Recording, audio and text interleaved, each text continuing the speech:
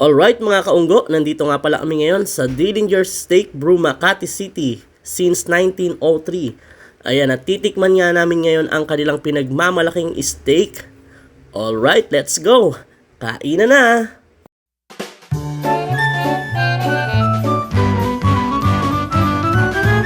Ayan nga, magandang hapon mga kaunggo. Nandito nga pala kami ngayon sa Dillinger's Steak and Brew, Makati City. At yes nga guys, since 1903 pa nga itong steakhouse na to. Ayan, at nandito na nga kami sa loob guys. Ayan, medyo may kadiliman syempre para romantic nga naman. And eto nga pala guys yung kanilang menu. Ayan, umorder nga pala kami ng buffalo wings, spicy at Caesar salad. At syempre di mawawala yung kanilang pinagmamalaking steak. Ayan, umorder nga pala kami ng pepper steak at fries para sa aming anak dahil fries is life nga itong aming bebe.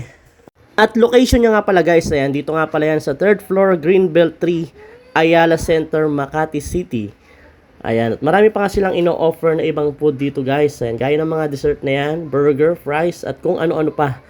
Pero syempre, ang dinayo nga lang namin dito ay yung kanilang pinagmamalaking steak. Ayan.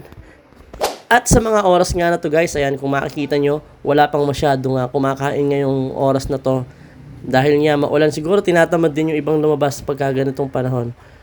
At eto na nga guys, dumating na nga ang una naming in-order. Ayan, ito nga yung Caesar salad. Alright, mukhang napakasarap ng Caesar salad nila. Meron pang egg at syempre napakaraming cheese sa ibabaw. So ayan nga guys, tikiman time na.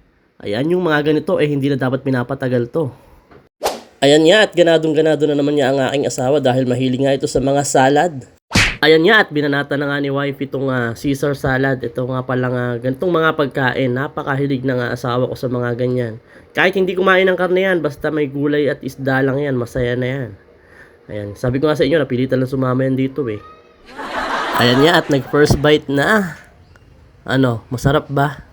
Naku, mukhang ganado nga At umorder nga rin ako guys ng kanilang wine. Ayan, bagay na bagay kasi ito sa steak. Kaya nagpipiling romantiko pa. At maya-maya nga lang guys, ito nga at dumating na yung aming in-order na buffalo wings at yung fries ni Seiya. Alright guys, ayan, natitikman ko na nga yung kanilang buffalo wings. Masarap. Nanunuot yung kanyang asim, alat, na may konting anghang. And finally, ito at dumating na nga yung in-order naming steak. Ito nga at ayaw nga ng asawa ko ng hindi lutong-luto. Ayan, sa totoo lang, hindi naman talaga mahilig kumain ng karne itong asawa ko kung inaya ko lang dito, kaya wala siyang magagawa. Obligado niyang tikman to ngayon, kahit hindi siya mahilig sa mga karne. Ang paborito lang kinakain palagi niyan ay gulay, isda, prutas. Napaka health conscious. At yun naman ay kabaligtaran ko naman. At eto nga guys, ayan, natitikman ko na nga yung kanilang steak, ang pinagmamalaking steak ng Dillinger since 1903.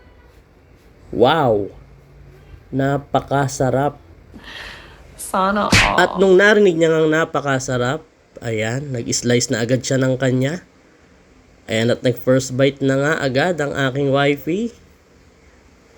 Ano, masarap ba wifey? Kwari lang yan pero sarap na yan. So ayan nga guys, ayan, at tinira ko na nga ng tinira tong steak. Syempre, eto lang yung dinayo ko dito Pero lahat naman ng in-order namin dito guys, masasarap naman lahat. Kaya panalong panalo at sulit na din.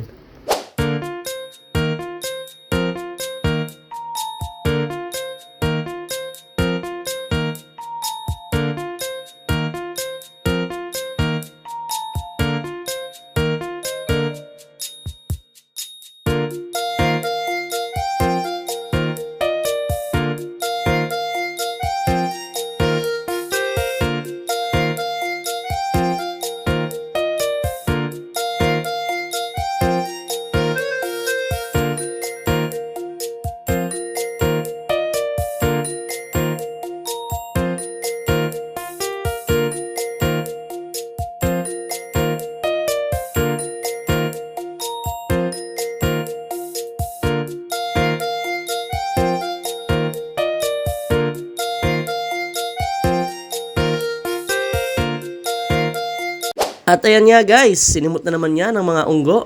Ayan nga, at simot na simot, walang natira. Syempre, sabi nga ng matatanda, masamang nagtitira ng pagkain. Kaya lagi naming inuubos. Siyempre, sayang nga naman talaga. At ito na nga guys yung aming bill. Ayan, 2,135. Ayan, maraming salamat nga pala guys sa lahat ng sumusuporta sa Kaunggo o sa King Kong TV. Ayan, at sa lahat po ng mga bagong followers, maraming salamat po. Ayan. At ito nga guys, at uuwi na nga kami. Maraming salamat sa lahat ng nanood ng video. Thank you so much guys. At sa mga hindi pa po nakafollow, ayan, pa-follow na lang po ng aming page, King Kong TV. Thank you.